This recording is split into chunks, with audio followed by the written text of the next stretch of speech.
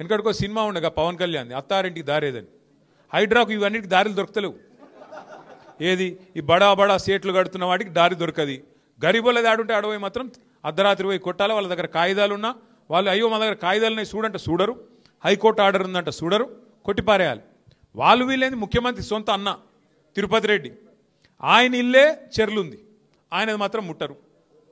చూడరు మీరు జాగ్రత్తగా ఇనుర్రి.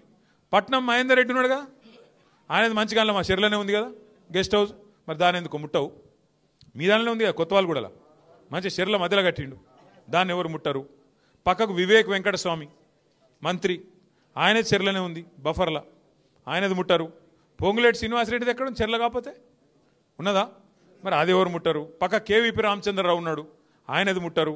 అంటే పెద్ద పెద్దోళ్ళకేమో హైడ్రా రావద్దు, పెద్ద పెద్దోళ్ళ అడ్రస్ తెలియదు హైడ్రాకు.